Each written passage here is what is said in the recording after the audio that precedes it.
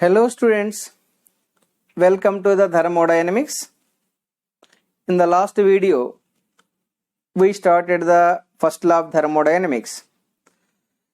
As we know, there are two applications from the first law. First one is non-flow process, second one is flow process. Non-flow process means process in the closed system.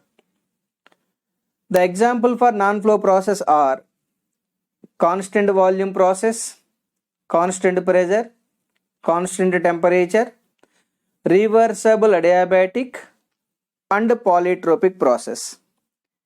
In the last video, we have clearly discussed the constant volume process. Now let us discuss the constant pressure process. Remember, among the four thermodynamic processes, namely compression, expansion, heating, and cooling. Among these four thermodynamic processes, the constant pressure process is not supporting for either compression or expansion, because during the compression process pressure increases.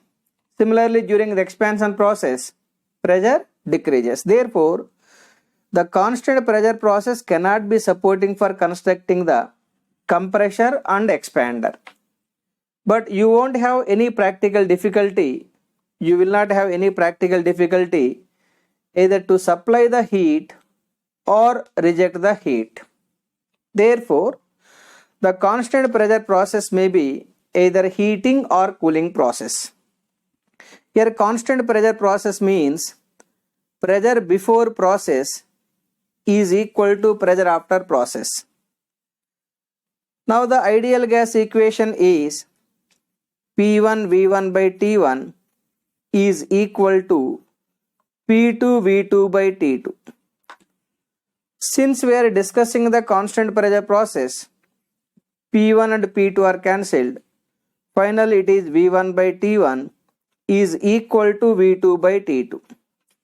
Can also be written as T2 by T1, temperature ratio T2 by T1 is equal to volume ratio V2 by V1.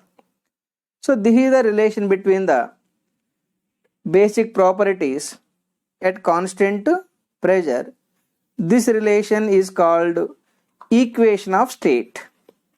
Equation of state. At constant pressure, from the Charles first law also we got the same relation. At constant pressure, as we know, the volume of given mass of an ideal gas is directly proportional to temperature. Now as we know, this constant pressure process may be either heating or cooling. If it is heating process, temperature increases. Along with the temperature, volume increases. Now the PV diagram, pressure versus volume diagram for the constant pressure process. Constant pressure process. If it is heating process, temperature increases. Along with the temperature, the volume occupied by the gas increases at constant pressure. This is the constant pressure heating process. Constant pressure heating process. Similarly, if you want to show the PV diagram for cooling process, pressure versus volume diagram for the cooling process, during the cooling process, temperature decreases. Along with the temperature, volume decreases. So this is the representation of constant pressure cooling process. Constant pressure cooling process. Area below this PV diagram is equal to thermodynamic heat. This area is equal to thermodynamic work. Area below the PV diagram equal to thermodynamic work. So this area is covering the thermodynamic work for the cooling process. Thermodynamic work for cooling process. for cooling process. Similarly, this area is equal to thermodynamic work for heating process. As we know, thermodynamic work equal to PdV. Thermodynamic work equal to PdV. Of course, integral 1 to 2 PdV. Integral 1 to 2 PdV. For the heating process, look at the diagram. Volume increases from V1 to V2. Since V2 is more than V1, here dV is positive during the heating process. If the dV is positive, thermodynamic work is positive. So this is the positive thermodynamic work during the heating process. Whereas in the cooling process, since area below the PV diagram is the thermodynamic work, during the cooling process, volume decreases. That means V2 is less than V1. If V2 is less than V1, the change in volume dV is negative. If the change in volume dV is negative, thermodynamic work is negative. That means thermodynamic work is negative during the cooling process, whereas thermodynamic work is positive during the heating process. Now let us have the simplified formula for thermodynamic work. Since we are discussing the constant pressure process, pressure can be written outside P into integral 1 to 2 dV.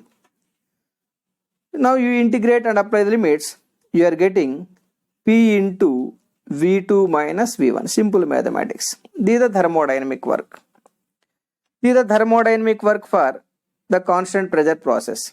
Even if you take the area below the PV diagram, pressure is constant, it is looking like a rectangle. Breadth multiplied by depth only. Depth is P, breadth is V2 minus V1. So P into V2 minus V1 is the thermodynamic work, can be decided either from the mathematical relation or from the PV diagram. That is the thermodynamic work at constant pressure.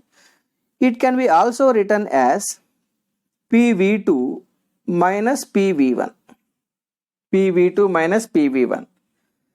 Since we are discussing the constant pressure process, means P equal to P1 is equal to P2.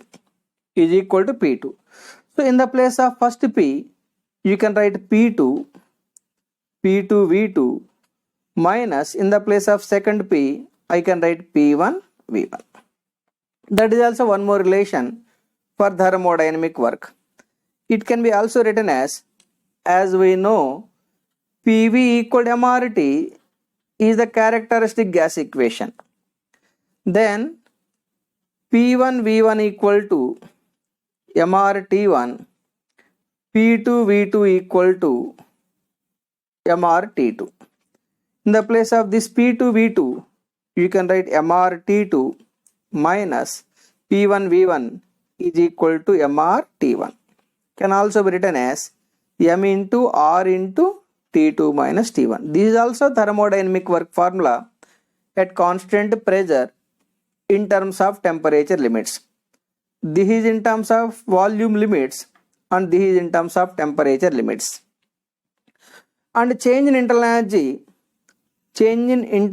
du equal to, U is the internal energy, it is a property of the system. The property formula remaining same irrespective of the process. The same formula can be used for any process that may be either constant volume or constant pressure or isothermal or adiabatic. Change in internal energy du equal to mCV into T2 minus T1. The same formula we can take for the constant volume process or adiabatic process also, because internal energy is coming under property of the system.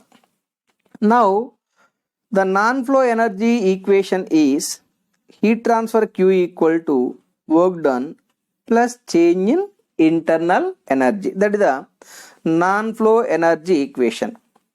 Here work done equal to MR into T2 minus T1 plus du change in internal energy is mCV into T2 minus T1. Then the heat transfer Q equal to, right, m into T2 minus T1 outside, into R plus CV. As we know, CP minus CV equal to R. From that, CP equal to R plus CV.